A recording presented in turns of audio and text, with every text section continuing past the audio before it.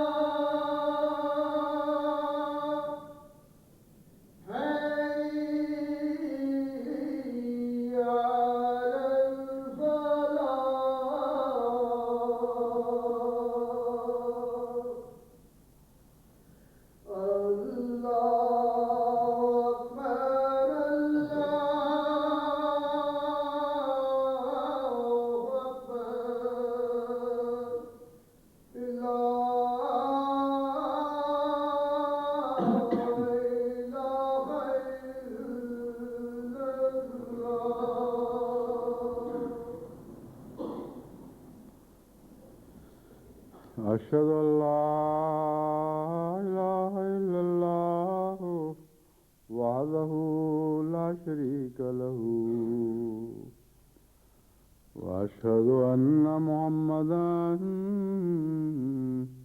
عبده ورسوله أما بعد فأعوذ بالله من الشيطان الرجيم بسم الله الرحمن الرحيم الحمد لله رب العالمين الرحمن الرحيم مالك يوم الدين إياك نعبد وإياك نستعين اهدنا الصراط المستقيم صراط الذين أنعمت عليهم غير المغضوب عليهم ولا الضالين قل يا عبادي الذين أسرفوا على أنفسهم لا تقنطوا من رحمة الله إن الله يغفر الذنوب جميعا إنه هو الغفور الرحيم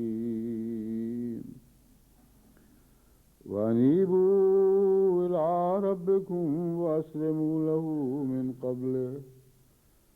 قبل أن يأتيكم العذاب ثم لا تنصرون واتبعوا أحسن ما أنزل إليكم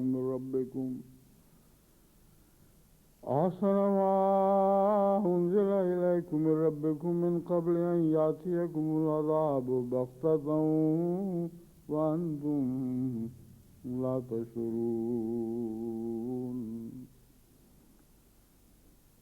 یہ آیات کریمہ ہیں جن کے حوالے سے حضرت اقدس مسیح موعود علیہ الصلوۃ والسلام کی تفسیر میں آپ کے سامنے پیش کر رہا تھا کہ آپ نے یا عبادی کے خطاب سے کیا کیا مطالب نکالے ہیں اور ان کو مد نظر رکھ کر اس آیت کا مضمون سمجھنا اور اس سے استفادہ کرنا آسان ہو جاتا ہے. فرماتے ہیں اس جگہ یہ بھی یاد رہے کہ ماحصل اس آیت کا یہ ہے کہ جو لوگ دل و جان سے تیرے یا رسول اللہ یا بمانا اور نہیں بلکہ اے رسول مراد ہے. تو یاد رہے کہ جو لوگ دل و جان سے تیرے یا رسول اللہ غلام بن جائیں گے ان کو وہ نور ایمان اور محبت اور عشق بخشا جائے گا کہ جو ان کو غیر اللہ سے رہائی دے دے گا. تو محبت اور عشق کا بخشا جانا یہ غیر اللہ سے رہائی کے لیے ضروری ہے. یہی وہ مضمون ہے جو میں گزشتہ خطبے میں بیان کر چکا ہوں. اس کے بعد اور پہلو ایسے ہیں جو زیادہ وضاحت کے ساتھ کھولنے والے ہیں. فرماتے ہیں اور اسی دنیا میں ایک پاک زندگی ان کو عطا کی جائے گی اور نفسانی جذبات کی تنگ و تاریک قبروں سے وہ نکالے جائیں گے. نفسانی جذبات کی تنگ و تاریک قبروں سے وہ نکالے جائیں گے. دراصل انسان یا اپنے نفس کا غلام اور اپنی خواہشات کا عاشق ہوتا ہے یا اللہ کا اور اللہ کے رسول کا. درمیان میں باقی کوئی اور منزل ہی نہیں ہے. جو بھی محبوب ہو خدا اور اس کے رسول کے سوا یعنی ان کے مقابل پر وہ سب نفس کی عبادت کرنے کا دوسرا نام ہے. اس کے سوا اور کوئی حقیقت نہیں اور اس عبادت میں کوئی زندگی نہیں ہے. اسی کا نام موت ہے. حضرت مسیح موعود علیہ السلام نے اس مضمون کو کیسی عمدگی اور قوت کے ساتھ کھولا ہے کہ وہ جو نفسانی جذبات کی تنگ و تاریک قبروں سے وہ نکالے جائیں گے. اسی کی طرف یہ حدیث اشارہ کرتی ہے انا الحاشر الذی یحشر الناس علی قدمی کہ حضرت صلی اللہ علیہ وآلہ وسلم نے فرمایا میں وہ حشر برپا کرنے والا ہوں جس کے قدموں پر لوگ اٹھائے جائیں گے. فرمایا اسی کی طرف یہ حدیث اشارہ کرتی ہے انا الحاشر الذی یحشر الناس علی قدمی یعنی میرے قدم پر لوگ اٹھائے جائیں گے. یعنی میں وہ مردوں کو اٹھانے والا ہوں جس کے قدموں پر لوگ اٹھائے جاتے ہیں یعنی اٹھائے جائیں گے کی بجائے مسلم صاحب نے ترجمہ فرمایا ہے اٹھائے جاتے ہیں کیونکہ مضارعہ کے دونوں ترجمے ممکن ہیں. جاتے ہیں اٹھائے جائیں گے. تو آپ نے یہ بہت زیادہ پر حکمت ترجمہ فرمایا. میں نے غلطی سے یہ ترجمہ سرسری طور پر کیا اٹھائے جائیں گے مگر حضرت مسیح علیہ السلام کا ترجمہ یہ ظاہر کرتا ہے کہ اس دنیا میں ہی لوگ جو زندہ ہوتے ہیں وہ مردے جو صدیوں سے گڑے ہوئے تھے محمد رسول اللہ صلی اللہ علیہ وسلم نے زندے کر دیے. یہ مستقبل کا وعدہ نہیں اس دنیا میں ہوتا ہے اور سامنے ہوتا ہوا دکھائی دیتا ہے.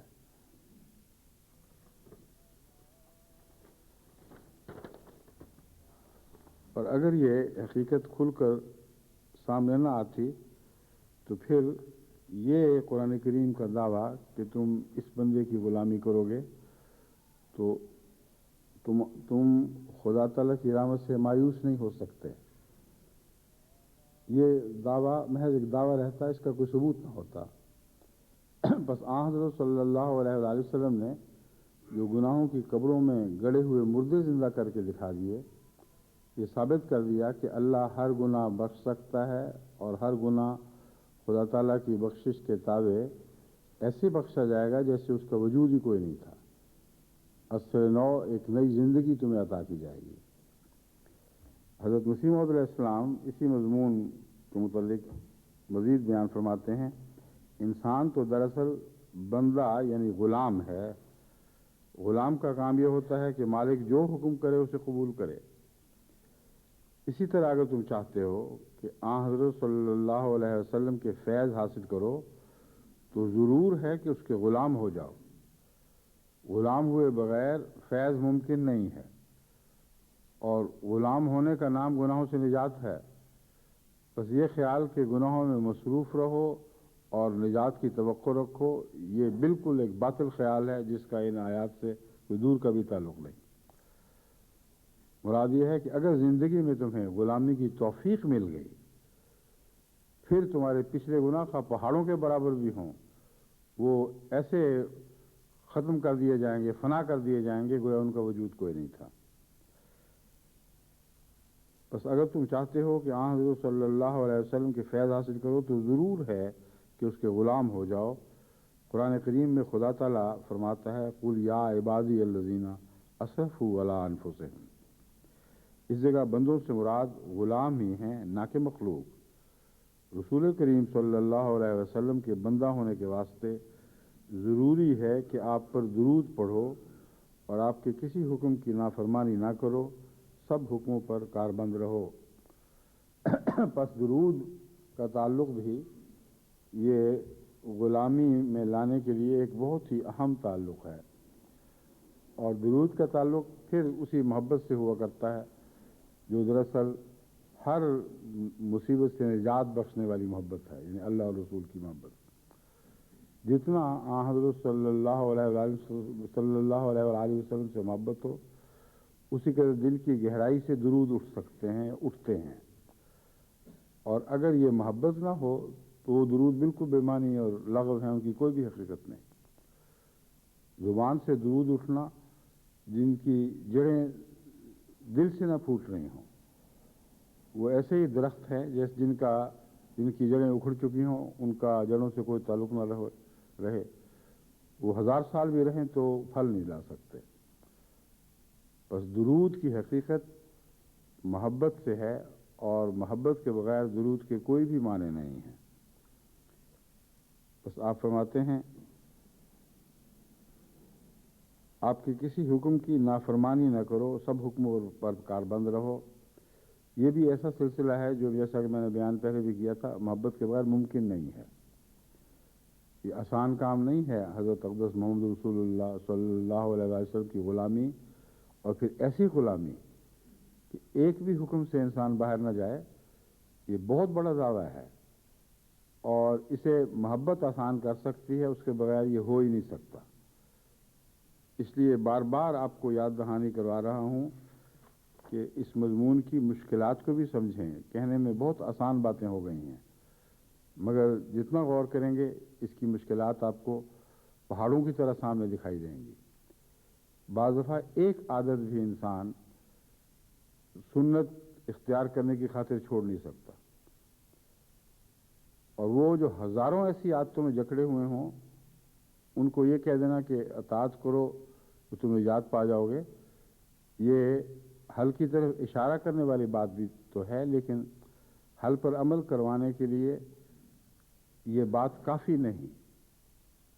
کیونکہ اگر کسی کو کہا جائے کہ یہ دیکھو یہ پہاڑ ہے، اس کی چوٹی پہ چڑھ جاؤ تو تمہیں دور دور کی عجیب چیزیں دکھائی دیں گی جو تم نے پہلے کبھی نہ دیکھی ہوں، اور وہ پہاڑ ایسا سٹیپ ہو، اتنا تیزی سے اوپر چڑھ رہا ہو کہ بڑے بڑے ماہرین کے بھی پتے پانی ہو جائیں اس کی وسعتوں کو دیکھ کر۔ تو کوئی آدمی کہے میں نے تو تجھے دکھا دیا تھا کہ یہ رستہ ہے، اور پھر تو نے نہیں سفر کیا، یہ تیرا قصور ہے۔ تو یہ جو مہمہ ہے مشکل کا اور آسان کا، ان دونوں کا آپس کا تعلق، اس سلسلے میں کچھ باتیں میں نے گزشتہ خطبے میں بیان کی تھیں۔ اب میں مزید اس مضمون کو آپ کے سامنے کھولوں گا۔ حضرت مسیح علیہ السلام فرماتے ہیں جب انسان خدا تعالیٰ کی محبت میں ایسا محو ہوتا ہے کہ جو کچھ بھی نہیں رہتا، تب اس فنا کی حالت میں ایسے الفاظ بولے جاتے ہیں، کیونکہ اس حالت میں ان کا وجود درمیان نہیں ہوتا، جیسا کہ اللہ تعالیٰ فرماتا ہے قل یا عبادی الذین اسرفوا علی انفسہم لا تقنطوا من رحمۃ اللہ ان اللہ یغفر الذنوب جمیعا، یعنی ان لوگوں کو کہہ دو کہ اے میرے بندو، خدا کی رحمت سے نومید مت ہو، خدا تمام گناہ بخش دے گا۔ اب دیکھو اس جگہ یا عباد اللہ کی جگہ یا عبادیہ کہہ دیا گیا، حالانکہ لوگ خدا کے بندے ہیں، نہ آن حضرت صلی اللہ علیہ وسلم کے بندے، مگر یہ استعارے کے رنگ میں بولا جاتا ہے۔ ان امور پر غور کرتے ہوئے جو ایک حقیقت انسان کے سامنے ابھرتی ہے یا ابھرنی چاہیے، وہ یہ ہے کہ خدا تعالیٰ نے چاہے غلام کے معنوں ہی میں استعمال کیا ہو، آن حضرت صلی اللہ علیہ وآلہ وسلم کو یہ کیوں فرمایا کہ تو ان سے کہہ دے میرے بندو؟ اس کلام میں اشتباہ کا ایک خطرہ تو بہرحال رہتا تھا، تو ضرورت کیا تھی، اس میں حکمت کیا ہے کہ آن حضرت صلی اللہ علیہ وآلہ وسلم کو مخاطب کر کے اپنے بندوں کو آپ کے سپرد اس طرح کر دیا کہ وہ مخاطب کرتے ہوئے یہی لفظ بولیں کہ اے میرے بندو؟ اصل بات یہ ہے کہ جو وعدہ کیا جا رہا ہے وہ بہت بڑا ہے، اور گناہ گاروں کو جب مخاطب کیا جا رہا ہو کہ تم خدا کی بخشش سے مایوس نہ ہو، تو جتنا بڑا گناہ گار اتنا ہی خدا کے تصور سے دور۔ اب اس کو ایک فرضی بات پر یقین کیسے آئے گا؟ یہ تو ناممکن ہے۔ نہ اس نے خدا دیکھا، نہ سنا، نہ اس سے کبھی دل میں تعلق پیدا ہوا۔ اب کسی بعض دفعہ صدمے کے نتیجے میں، بعض دفعہ ویسے ہی اللہ تعالیٰ دل کی آنکھیں کھول دیتا ہے، اس کو توجہ پیدا ہو اور وہ کہے کہ میں نے خدا تعالیٰ سے بخشش مانگنی ہے، تو کس خدا سے کس حد تک بخشش کی امید رکھ سکتا ہے؟ جب تک کوئی نمونہ سامنے نہ ہو، انسان اس بات پر ایمان نہیں لا سکتا۔ بس آن حضرت صلی اللہ علیہ وآلہ وسلم وہ ظاہری نمونہ تھے بخشش کا، جس سے بڑھ کر بخشنے والا اور رحم کرنے والا کوئی انسان کبھی پیدا نہیں ہوا۔ آپ کی ساری زندگی ایک بخشش کا اتنا عظیم اور پاک نمونہ تھی کہ انبیاء کی زندگی کو بھی آپ گہری نظر سے دیکھیں، جانچیں، تلاش کریں، مگر آپ کو آن حضرت صلی اللہ علیہ وآلہ وسلم کا وجود انبیاء کے زمرے میں بھی کہیں دکھائی نہیں دے گا، یعنی اس شان کا وجود، رحمت اور بخشش کا آپ ایسا کامل نمونہ تھے کہ اللہ تعالیٰ قرآن کریم میں آپ کے متعلق فرماتا ہے ان بالمؤمنین رؤوف الرحیم۔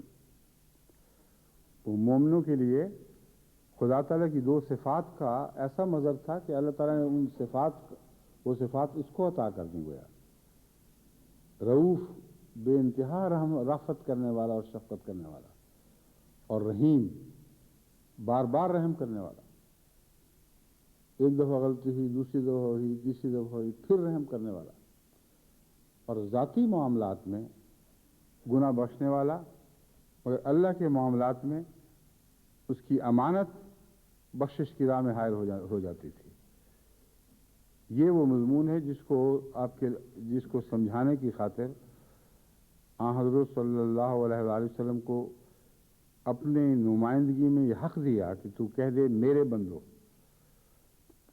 اب یہ دو باتیں آن حضرت صلی اللہ علیہ وآلہ وسلم کی سیرت کا ایک اتنا نمایاں پہلو ہیں، اس کو نظر انداز کرنے کے نتیجے میں بہت سے لوگ ٹھوکر کھا جاتے ہیں۔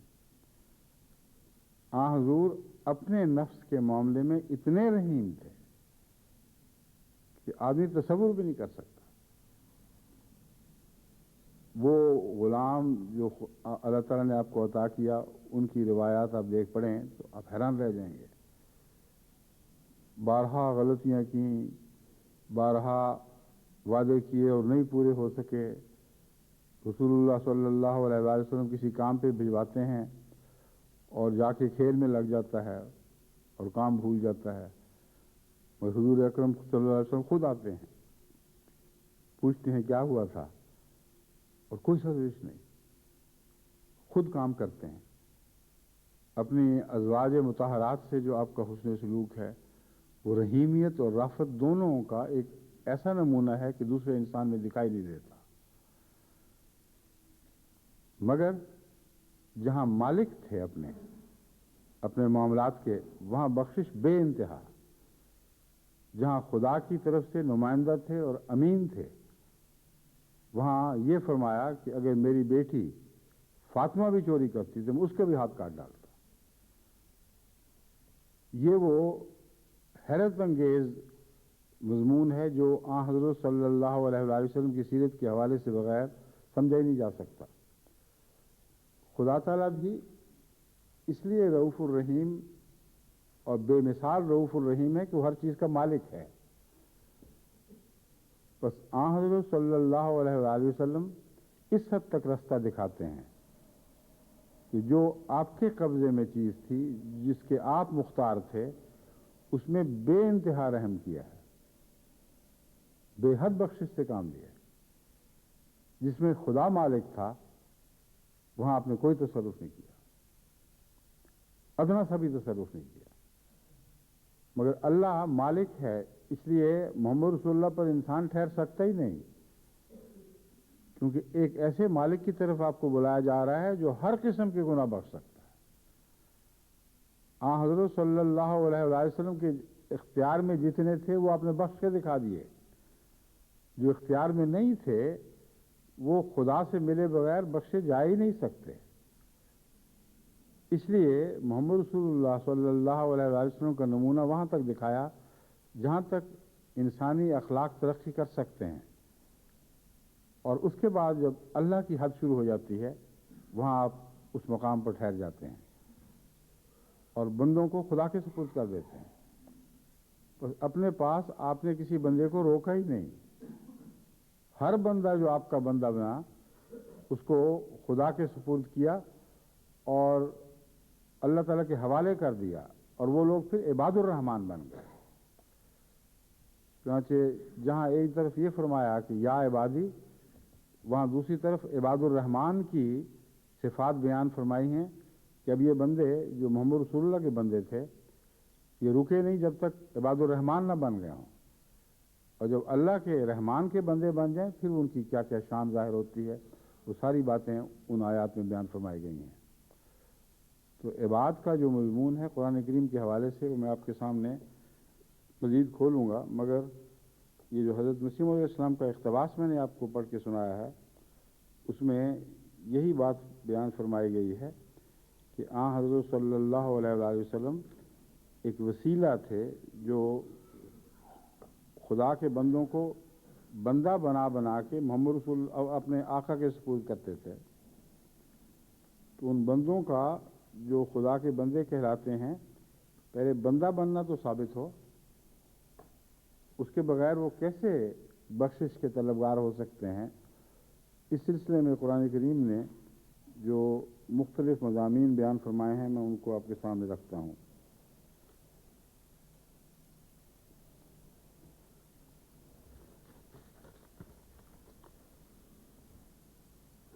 انابت کے متعلق میں نے عرض کیا تھا کہ اس میں دراصل محبت کا بھی مضمون ہے، اور انابت کے نتیجے ہی میں دراصل انسان گناہوں کو قابو پا سکتا ہے، اور انابت کے نتیجے ہی میں اس دنیا میں عذاب سے مخلصی ہو سکتی ہے۔ اور یہ مضمون بہت گہرا اور لازمی ہے، اس کو سمجھے بغیر آپ بخشش کی اور آئندہ زمانے یعنی مرنے کے بعد کی امیدیں قائم نہیں کر سکتے۔ ان امیدوں پر آپ کو یقین نہیں آ سکتا، کیونکہ جب تک اس دنیا میں انابت کے نمونے آپ کے سامنے نہ ہوں اس وقت تک اس دنیا میں کیا ہوگا اس کے متعلق آپ کوئی یقین نہیں کر سکتے. اس کے لیے ایک تو اللہ تعالیٰ نے حضرت صلی اللہ علیہ وآلہ وسلم کے حوالے سے ہمیں یہ مضمون سمجھایا. دوسرا روزمرہ کے تجربے سے بھی خدا تعالیٰ اسی مضمون کی طرف توجہ دلاتا ہے. فرمایا افلم یروا الی ما بین ایدیہم وما خلفہم من السماء والارض ان نشاء نخسف بہم الارض اور نسقط علیہم کسف من السماء ان فی ذلک لآیۃ لکل عبد منیب. وہاں بھی عبد اور انابت کا ذکر تھا. عبد بنو اور منیب بنو. اور اس آیت میں بھی عبد اور منیب بننے کا ذکر ہے. اور مضمون یہی ہے کہ تمہیں عذاب سے اگر نجات چاہیے تو عبد منیب بن کے دیکھو خدا تمہیں کس طرح بچاتا ہے. چنانچہ فرماتا ہے تم نے دیکھا نہیں جو تمہارے سامنے ہے. ان لوگوں نے افلم یروا ان لوگوں نے دیکھا نہیں کہ جو ان کے سامنے ہے اور جو ان کے پیچھے ہے. آسمان اور زمین میں سے جو کچھ بھی ہے ان نشاء نخسف بہم الارض اور نسقط علیہم کسف من السماء. ان کے لیے تو نہ زمین محفوظ ہے نہ آسمان محفوظ ہے. یہ عجیب مضمون بیان فرمایا گیا ہے کہ تم بڑے امن سے بظاہر چلتے پھرتے ہو اور سمجھتے ہو کہ جو عذاب ہے کوئی اتفاقی واقعہ ہے. آسمان کے نیچے ایک محفوظ چھت کے نیچے اپنے آپ کو محفوظ سمجھ رہے ہو اور سمجھتے ہو کہ یہ اتفاقی حادثہ ہے. لیکن کیا یہ لوگ نہیں جانتے کہ اگر ہم چاہتے تو زمین میں ان کو دھسا دیتے, زمین ان کو لے ڈوبتی, اور آسمان سے جو ٹکڑے برستے ہیں یعنی اجرام فلکی وہ ان کا کچھ بھی نہ چھوڑتے. ان کی تباہی کے لیے یہ دونوں چیزیں کافی تھیں. اب نہیں دیکھا سے کیا مراد ہے؟ ان لوگوں نے نہیں دیکھا. قرآن کریم کی دوسری آیات سے پتہ چلتا ہے کہ اس مضمون میں اللہ تعالیٰ فرماتا ہے زمین میں پھرو, غور کرو تو تمہیں یہ حقیقتیں سمجھ آ جائیں گی. دنیا کی جو دنیا میں جو بڑی بڑی حیوانی یا انسانی نسلیں تباہ و برباد ہوئی ہیں ان کے دو ہی طریقے تھے جو ہمیں قدرت میں ملتے ہیں. یہ ایسے عظیم زلزلے آئے ہیں, ایسے ہیبت ناک زلزلے آئے ہیں کہ وہ لوگ زمین میں دھس گئے. اور بڑی بڑی قومیں ہیں جن کے اب سراغ مل رہے ہیں, ان کا نشان بھی نہیں ملا. زمین یوں پھٹی ہے اور ان کو لے ڈوبی اپنے اندر, پھر مل گئی. اور جانور بھی بکثرت اسی طرح زمین کا لقمہ بن گئے, یعنی زمین پھٹتی رہی اور وہ جانور ان میں ڈوبتے اور غرق ہوتے رہے, اور پھر ان پر زمین پھر مل گئی. اور یا پھر آسمان سے میٹیورز کی بارشیں ہوئی ہیں, اور بعض دفعہ اتنی زبردست ہوئی ہیں کہ جیسا کہ میں نے پہلے بھی بیان کیا تھا, جو ڈائناسورز کی نسل ہے یہ آسمانی بارش کے نتیجے میں برباد ہوئی ہے. یعنی سمندر میں اتنا بڑا میٹیور یعنی آسمان کا ایک ٹکڑا گرا ہے, اجرام فلکی میں سے ایک بڑا ٹکڑا گرا ہے کہ اس نے مدتوں سورج سے زمین کا واسطہ کاٹ دیا. اتنی بڑی دھند اٹھی ہے, اتنے بڑے بادل بنے ہیں کہ جو ساری زمین پہ چھا گئے, اور ان لوگوں کے لیے نہ سبزی رہی, ان جانوروں کے لیے نہ سبزی کھانے کے لیے رہی, نہ کوئی اور غذا. اور یہ ساری ڈائناسور کی نسل چند ہزار سال کے اندر اندر فنا ہو گئی یا لاکھ سال کے اندر فنا ہو گئی. لیکن جو کائنات کا عرصہ ہے اس میں چند ہزار یا چند لاکھ سال ایک بہت ہی معمولی عرصہ ہے. مگر یہ عذاب آسمان سے اترا تھا. تو دو ہی طریق ہیں. اللہ تعالیٰ فرماتا ہے تم دیکھو تو صحیح, آسمان سے بھی ہم جب فیصلہ کرتے ہیں تو ایسی بارشیں برساتے ہیں کہ نیچے جس زندگی کو فنا کرنا مقصود ہو اس کا کچھ بھی باقی نہیں چھوڑتے. اور زمینیں بھی پھٹتی ہیں, اور دیکھو کتنے بڑے بڑے جنگلات اور کتنے بڑی بڑی یہ جانوروں کی نسلیں زمینوں میں دفن پڑی ہوئی ہیں. یہ ثبوت ہے جو سامنے ہے. اس کے بعد فرمایا ان فی ذالک لآیۃ لکل عبد منیب،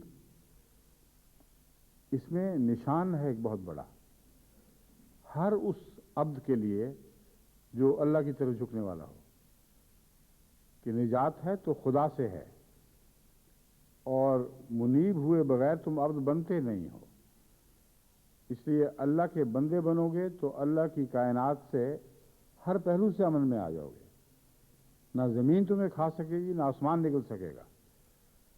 اگر تمہیں باقی رہنا ہے اور دنیا میں بھی اگر باقی رہنا ہے تو یہی ایک طریق ہے۔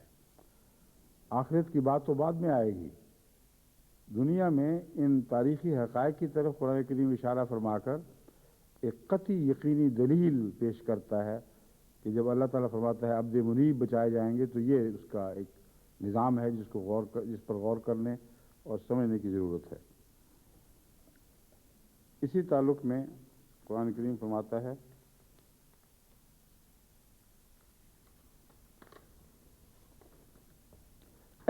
والذین اجتنبوا الطاغوت ان یعبدوها وانابوا الی اللہ لہم البشریٰ فبشر عباد،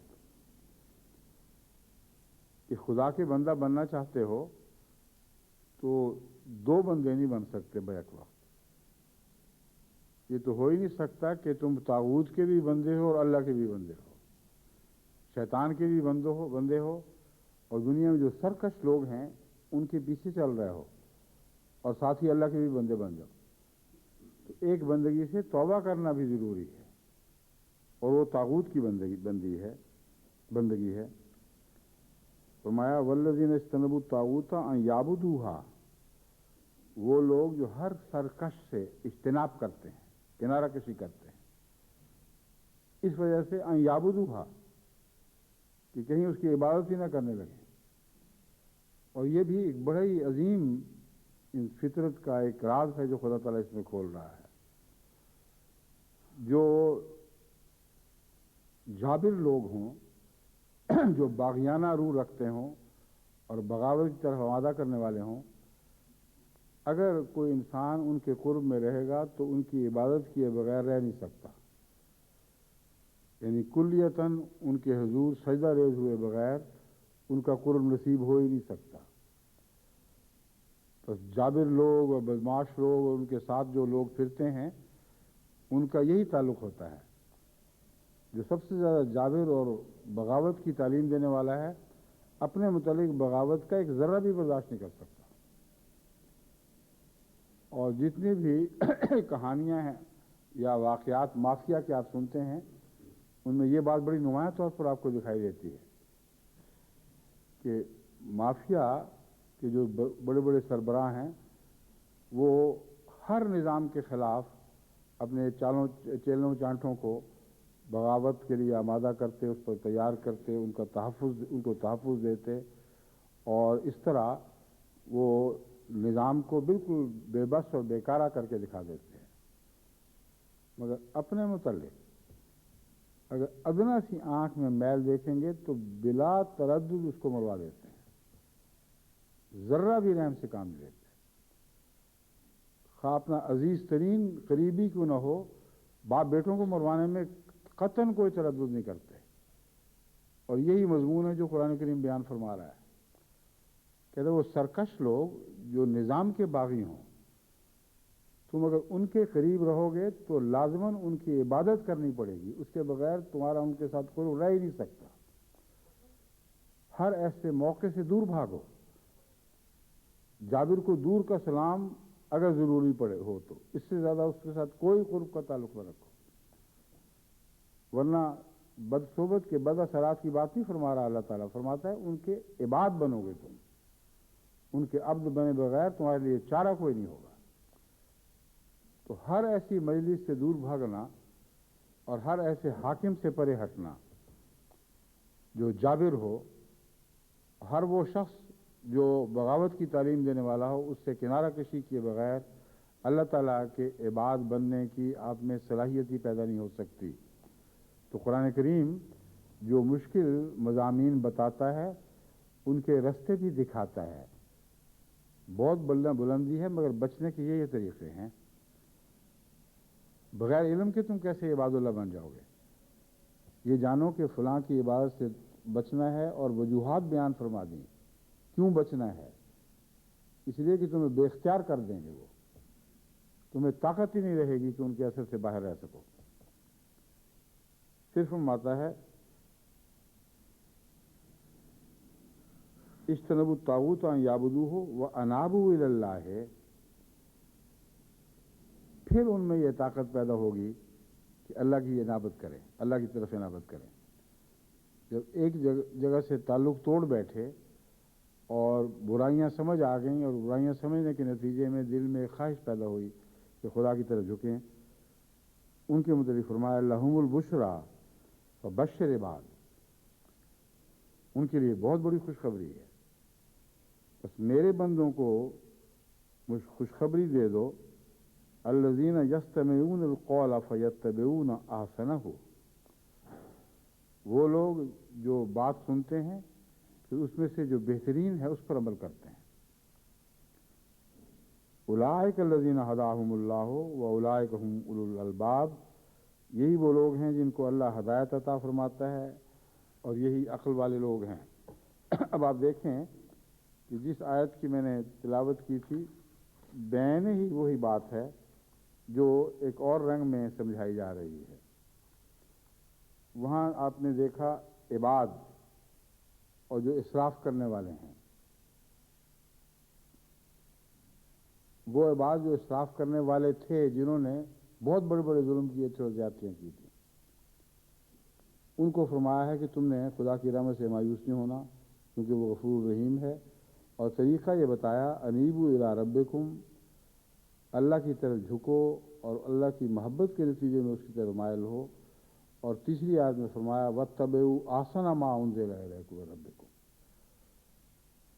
کہ تم جو بھی تمہارے رب کی طرف سے اتارا گیا ہے تم پر اس کا بہترین حصہ پکڑا کرو، اپنے ارادے بلند رکھو، اپنے حوصلے اونچے کرو، اور اس بات پر راضی نہ ہوا کرو کہ جو کم سے کم تم سے توقع کی جا رہی ہے اتنی ہی پوری کر دو، اونچی توقعات رکھو، پھر تمہارے لیے یہ معاملہ آسان ہوگا، مشکل نہیں ہوگا۔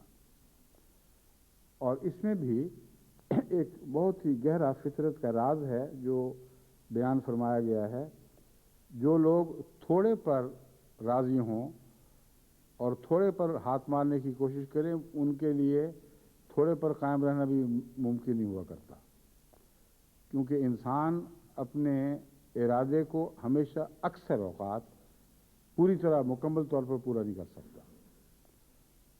تو جو شخص یہ کہے کہ میں یہ نہیں کروں گا یہ نہیں کروں گا، جو کم سے کم ہے اس سے بچوں گا، جو میں کم سے کم طاقت رکھتا ہوں اس سے زیادہ میں کچھ نہیں کروں گا، وہ لوگ اس کم سے کم پر بھی کبھی پورے نہیں ہوا کرتے۔ جو بلند ارادے رکھیں ان کا ماحصل اس سے بہت زیادہ ہوتا ہے جو کم ارادے لے کر ایک سفر شروع کرتے ہیں۔ چنانچہ بسا اوقات جو یہ سمجھتے ہیں کہ ہم نے پاس ہونا ہے وہ بیچارے پاس بھی نہیں ہوتے۔ اکثر فیل ہونے والے وہی ہیں جن کی نیت شروع سے پاس ہونے کی تھی، مگر جن کی نیت یہ ہو کہ ہم نے اول آنا ہے، ریکارڈ توڑنے ہیں، ان کو ہم نے دیکھا ہے کہ وہ فرسٹ کلاس بھی لے تو روتے ہیں کہ ہم صرف اسکول میں اول آ سکے، ہم نے تو سارے علاقے میں اول آنا تھا۔ تو سارے علاقے میں اول آئے وہ اس بات پر روتے ہیں کہ یقین تھا کہ ریکارڈ توڑ دیں مگر نہیں توڑ سکے۔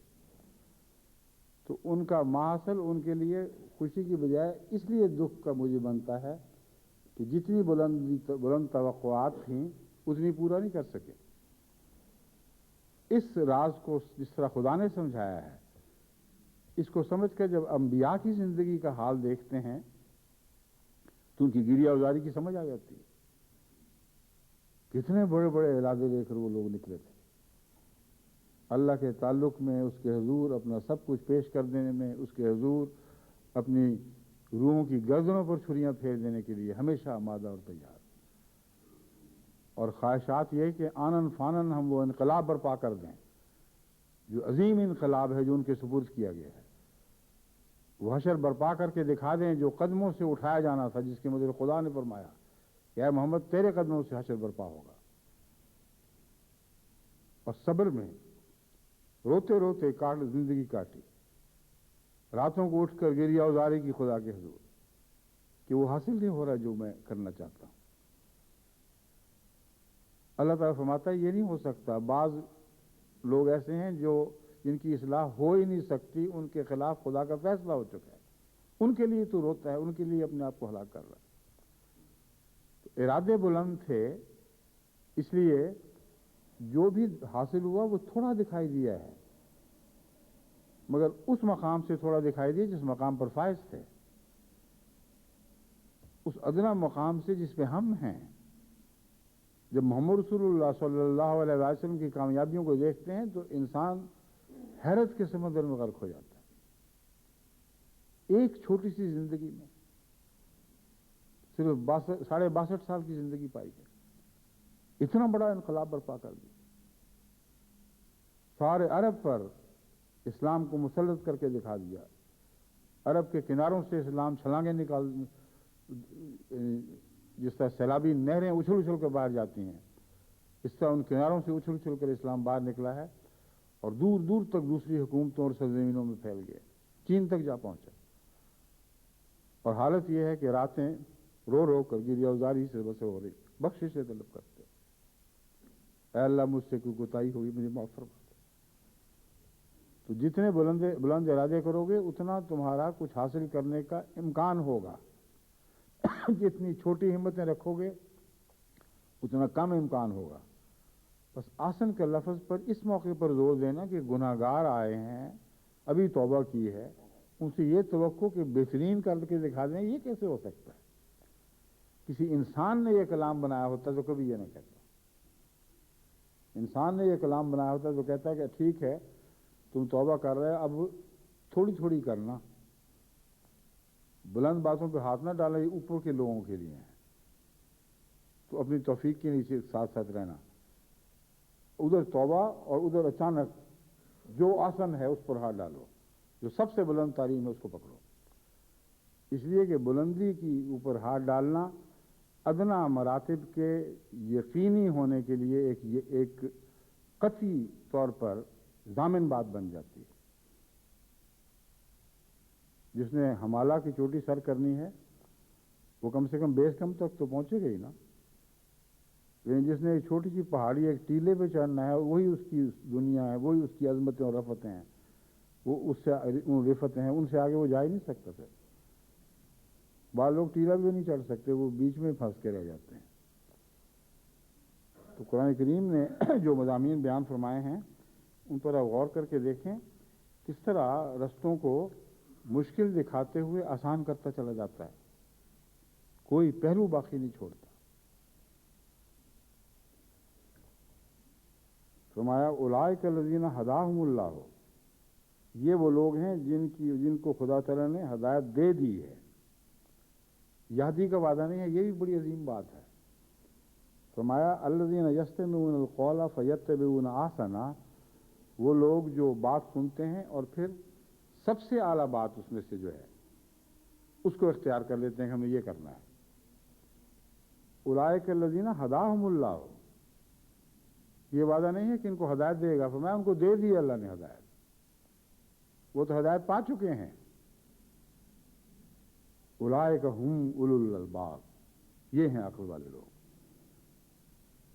تو یہ جو بخشش کا مضمون اور پھر حضرت اقدس محمد رسول اللہ صلی اللہ علیہ وسلم کی غلامی میں اللہ کا غلام بننے کا مضمون ہے، اس کو باریک نظر سے سمجھیں تو جتنا مشکل ہے اتنا آسان بھی ساتھ ہوتا چلا جائے گا۔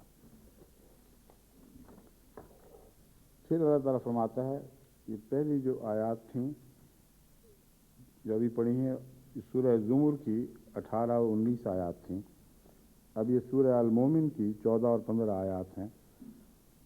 هو الذی یریکم آیاتہ وینزل لکم من السماء رزقا وما یتذکر الا من ینیب فادعوا اللہ مخلصین لہ الدین ولو کرہ الکافرون۔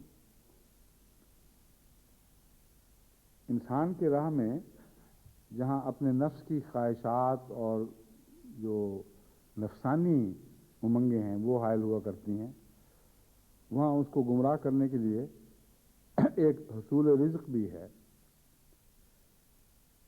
قرآن کریم نے اس سے پہلے اس کو متوجہ فرمایا کہ آسمان سے عذاب بھی برسا کرتے ہیں، اگر تمہیں ان عذابوں سے بچنا ہے تو عبد منیب بن جاؤ، عبد منیب بنو گے تو اس کے عذابوں سے تمہیں رہائی نصیب ہوگی۔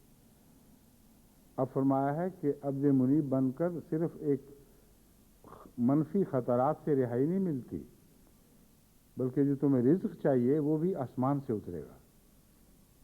اور کسی قوم کو خوشحال بنانے کے لیے یہ ایک ایسا نسخہ ہے جو کبھی ناکام نہیں ہو سکتا۔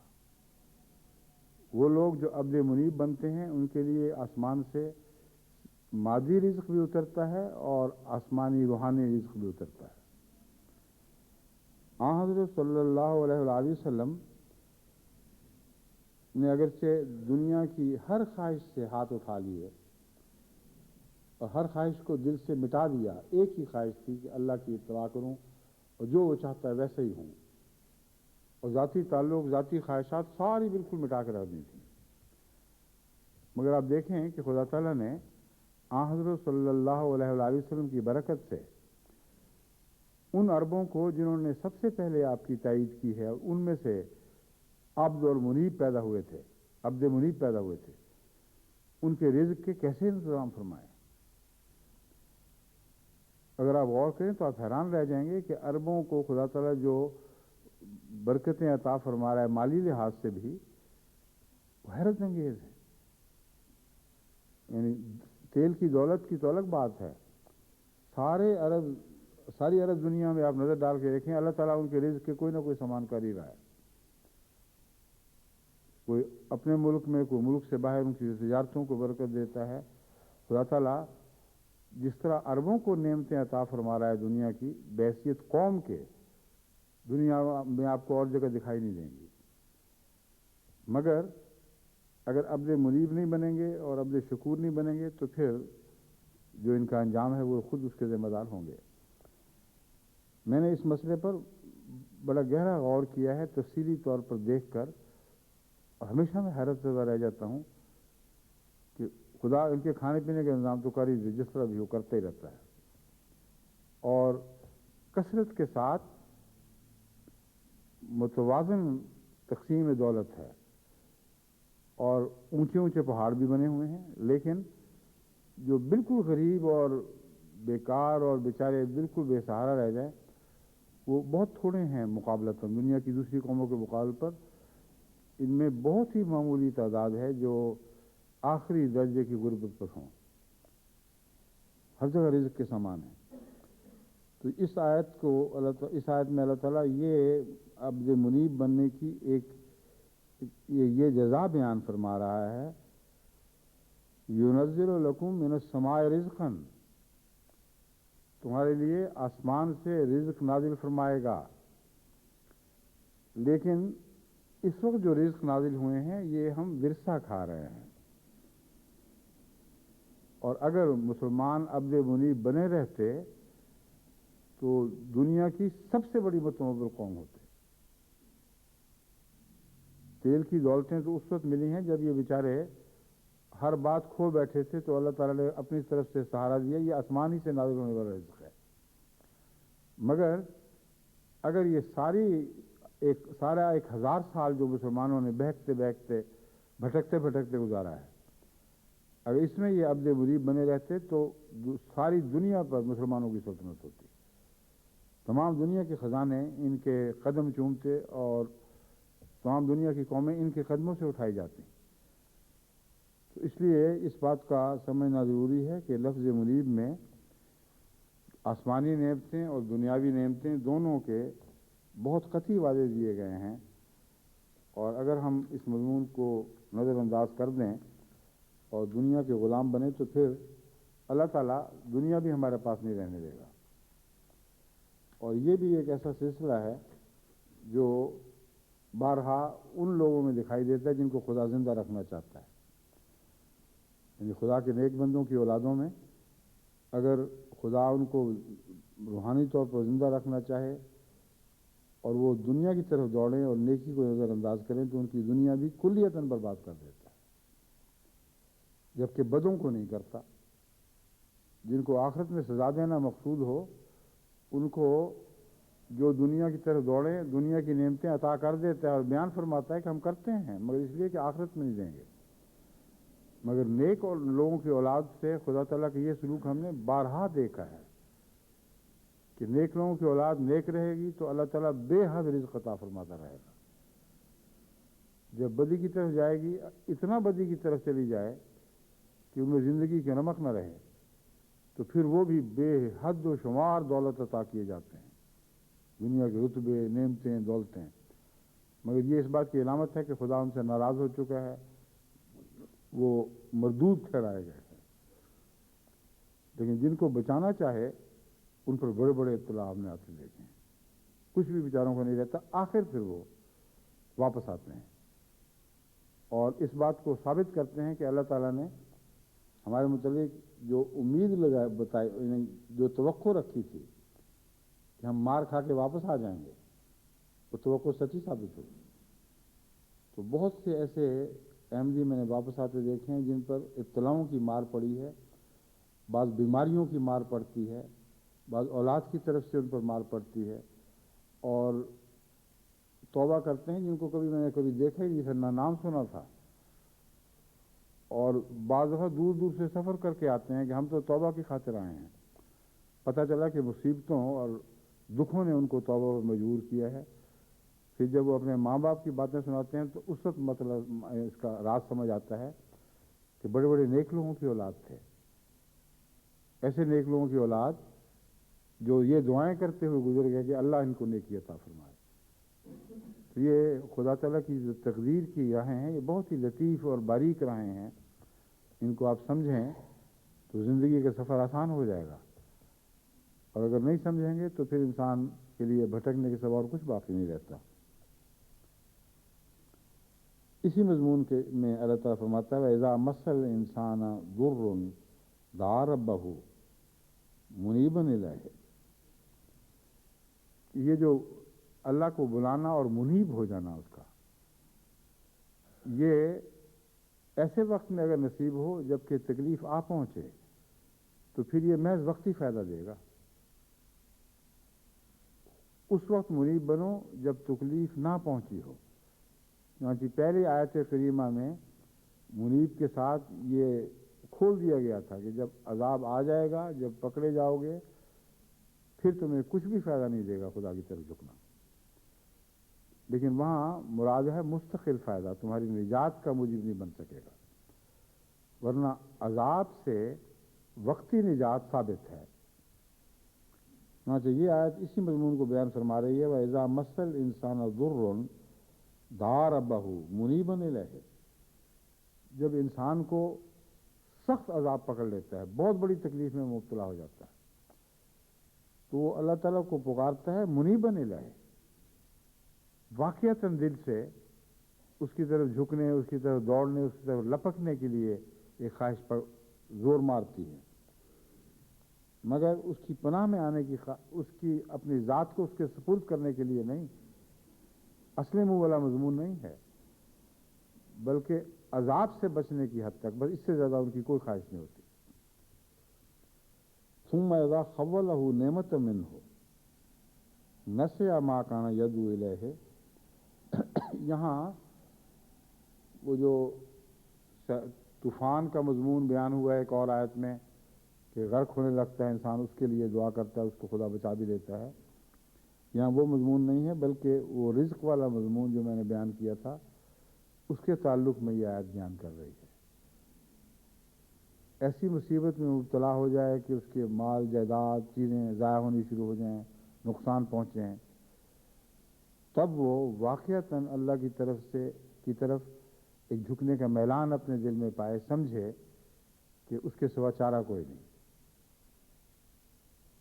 مگر اگر اللہ کی محبت نہ ہو بلکہ اللہ تعالیٰ کی طرف جھکنا محض مصیبتوں سے بچنے کی خاطر ہو تو اللہ تعالیٰ فرماتا ہے کہ جب ہم اسے پھر نعمتیں عطا کرتے ہیں، ایسے شخص کو صرف مصیبت سے نجات نہیں دیتے، نعمتیں بھی عطا کرتے ہیں۔ وہ نعمتیں عطا کرتے ہیں جن کے لیے طرف وہ ہم جن کی وجہ سے وہ ہماری طرف جھکا تھا.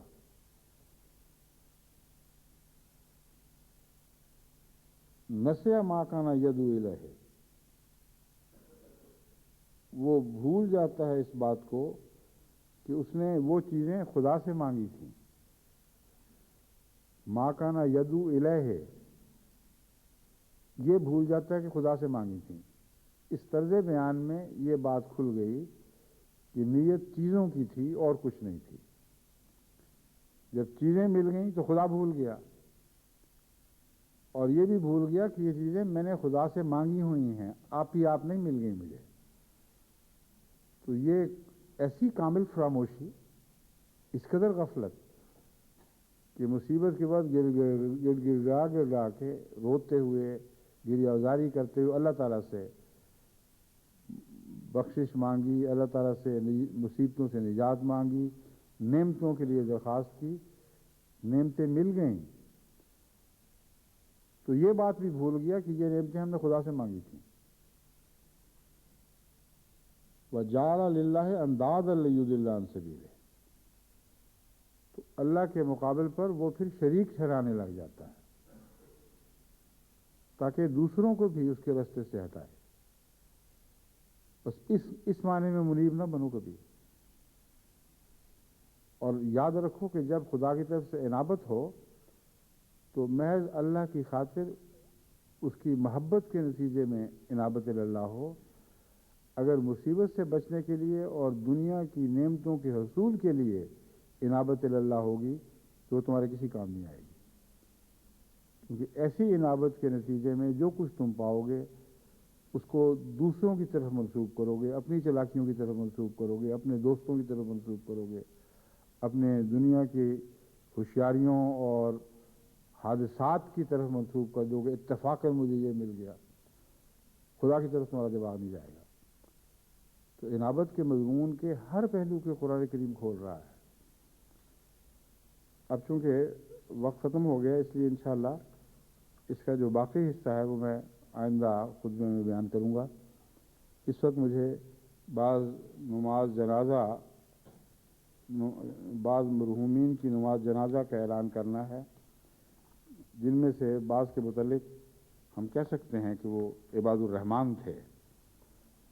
اور جہاں تک انسان کسی انسان کو دیکھ کر ایک فیصلہ کر سکتا ہے، میرے نزدیک بعض مرحومین ان میں سے ایسے ہیں کہ ان کے متعلق کوئی بھی شک نہیں رہتا کہ وہ خدا کے پاک بندے تھے.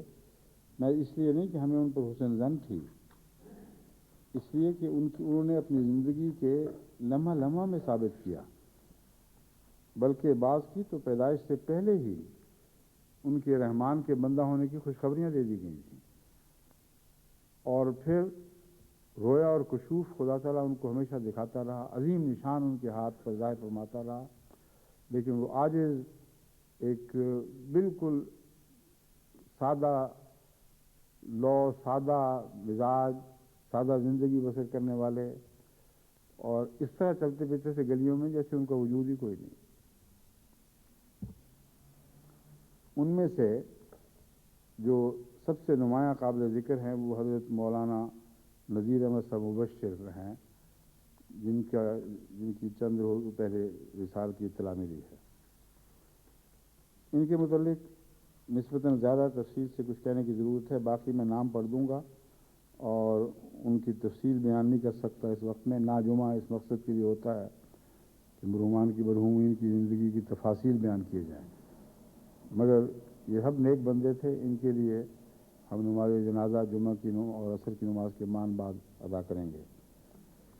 مولانا نذیر احمد صاحب مبشر کی زندگی کے بعد ایسے پہلو ہیں جو اس وقت بھی نشان تھے، آج بھی نشان ہیں.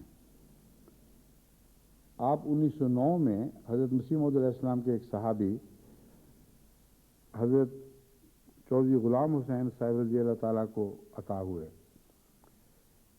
آپ سے پہلے 9 بچے پیدا ہو چکے تھے جو 9 کے 9 مر گئے، ایک بھی نہیں بچا. حضرت غلام حسن صاحب کو رضی اللہ تعالیٰ عنہ کو اللہ تعالیٰ نے رویا میں دکھایا کہ یہ بچہ ہے، اس کی شکل دیکھ لو. یہ آنے والا ہے اور یہ زندہ رہے گا۔ چنانچہ آپ پیدا ہوئے تو آپ نے سب جگہ اعلان کر دیا، بیوی کو بھی بتا دیا، بالکل میں فکر کر رہا، یہ زندہ رہے گا، یہ کبھی نہیں مر سکتا۔ یعنی جس مقصد کے لیے خدا نے عطا کیا ہے اسے پورا کیے بغیر نہیں مرے گا۔ اور پھر اس نشان کو اور زیادہ پختہ بنانے کے لیے بعد میں 2 بیٹیاں اور عطا کی، وہ دونوں بھی مر گئیں۔ پہلی اولاد میں سے 9 میں سے ایک بھی نہیں بچا، یہی زندہ رہے، اور ان کی شکل بھی بالکل وہ بیان فرماتے تھے کہ ایسی ہی تھی، یہی مجھے بچہ دکھایا گیا تھا۔ اور اس کے بعد آپ کی زندگی جو تھی وہ واقعی ایک ایسے بچے کی صورت میں آگے بڑھی ہے جو خدا تعالیٰ کسی خاص مقصد کے لیے پیدا فرماتا اور چن لیتا ہے اسے۔ آپ نے سن 28 میں اپنی زندگی وقف کی، ہاں زندگی تو پہلے وقف کر دی تھی،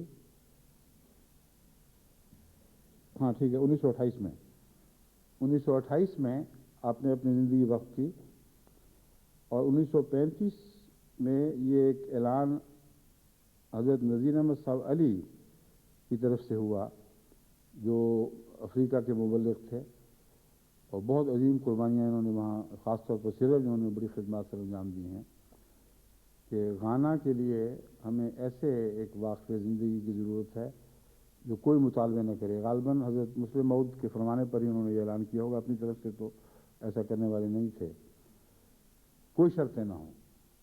اس وقت ہی آگے آئے، اور ان شرطوں میں یہ بھی بات تھی کہ اپنا خود گزارا کرو، کھاؤ کماؤ، جماعت پیسے بھی نہیں بھیج سکتی۔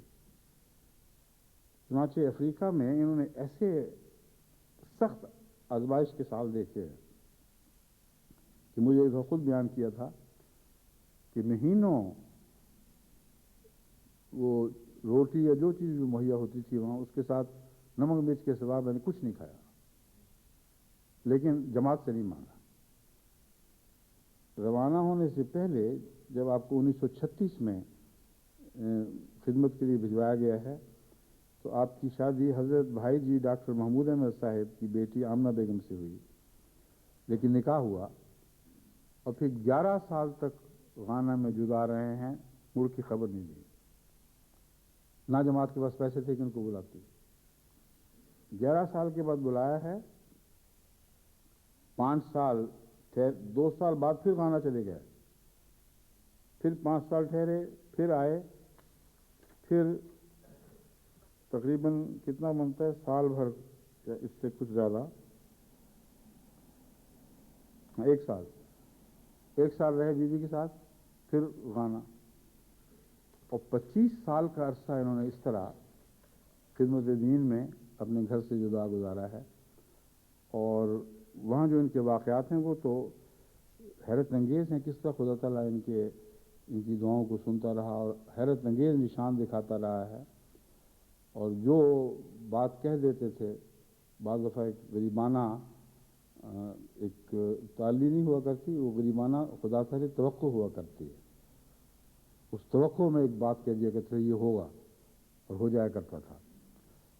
بہت ہی پاکیزہ وجود، سادہ زندگی کے بسر کرنے والے جو خدمت کے مواقع ملے ہیں دین میں، وہ تو اصل تو وہی ہیں جو میدان عمل میں تھے۔ یہاں آ کر جو نظام سے تعلق کی خدمت آپ نے سر انجام دی ہے، اس میں نائب وکیل التبشیر رہے ہیں، قائم مقام وکیل التبشیر رہے ہیں، پھر قائم مقام وکیل اعلیٰ رہے ہیں، پھر صدر مجلس تحریک جدید بھی رہے ہیں، مجلس افتاء اور کار پرداز میں کام کیا، ناظم دارالقضاء رہے، وکیل التعلیم رہے، غرضی کے ہاں صدر نہیں نائب صدر تحریک جدید رہے ہیں۔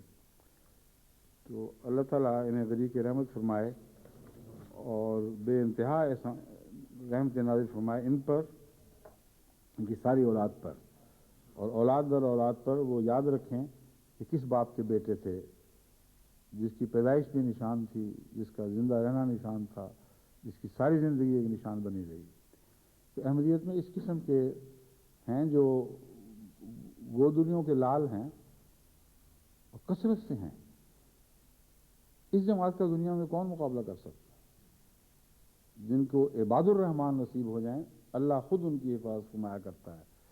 بس تم عباد الرحمن بننے کی کوشش کرو، کیونکہ صرف پرانے عباد الرحمن کی کمائی کھانے سے ہمارا گزارا نہیں چلے گا.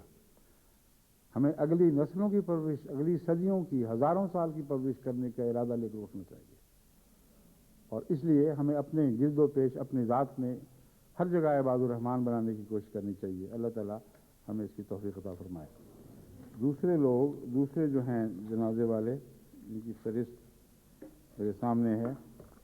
ایک سلیمہ صاحبہ ہیں، اہلیہ مکرم یوسف احمدی صاحب، والدہ منظور الاسلام یوسف صاحب مولد انڈونیشیا، جو یہاں تشریف لائے ہوئے تھے اور رمضان کے سارا عرصہ ترجمے کی خاطر یہاں آئے ہوئے تھے، اور اس کے بعد بھی یہیں ترجمے کی خاطر ٹھہرے رہے.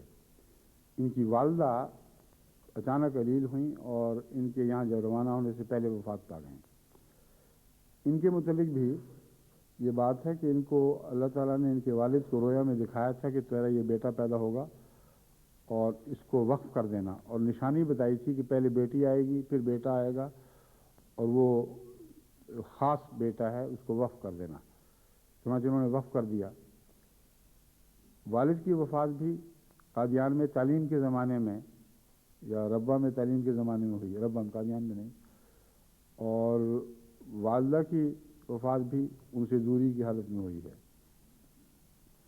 پھر خواجہ خورشید احمد صاحب سیالکوٹی ہیں، جو الفضل کے ایڈیٹر رہے ہیں بڑے لمبے عرصہ، مختلف حال صورتوں میں ان کو توفیق ملی ہے خدمت کی. محمد حسین صاحب خادم مسجد مبارک، ان سے بہت لوگ واقف ہیں. ان کے مسجد میں ان کی خدمت اور ان کی اذانیں دینا، ان کا خاص ایک گہرا تعلق یہ لمبے عرصے تک پھیلا ہوا ہے. ہمارے ڈاکٹر حامد اللہ خان صاحب، جو یارک شہر کے یارک شہر میں کون سی جگہ رہا کرتے تھے، بیٹلے میں. ان کی والدہ عائشہ بیگم صاحبہ، یہ بھی بہت بزرگ خاندان کی بزرگ عورت ہیں، خاتون تھیں. اللہ انہیں بھی غریق رحمت فرمائے. اور آخر پر ڈاکٹر رضیہ صاحبہ، یہ ڈاکٹر تو نہیں تھیں، ڈاکٹر لکھا ہوا ہے، ان کی بہن ڈاکٹر تھیں ایک، جہاں تک میرا علم ہے، مگر ہو سکتا ہے ڈاکٹر ہوں. اس لیے بہرحال یہ اچھی تعلیم یافتہ خاتون تھیں اور خدمت پر مامور تھیں کسی پر. یہ میجر ولید منہاج صاحب کی بیگم، اور ان کا اصل تعارف تو یہ ہے کہ جو حیدرآباد دکن کا مشہور خاندان جس نے خدمتوں میں بہت نام کمائے ہیں اللہ کے فضل کے ساتھ، سیٹھ محمد اعظم صاحب مرحوم، سیٹھ معین الدین صاحب مرحوم وغیرہ، یہ ان کی ہمشیرہ آپا سلیمہ کی بیٹی تھیں. اور بالکل جوانی کے عالم میں 3 چھوٹے چھوٹے بچے چھوڑ کر وفات پا گئی ہیں، کیونکہ ان کو غالباً دل کا حملہ ہوا ہے موٹر میں سب واپسی پہ آتے ہوئے، گھر آتے ہوئے. تو بہرحال یہ سب وہ ہیں جن کے لیے میں نماز جنازہ پڑھوں گا جمعہ اور عصر کے مان بعد.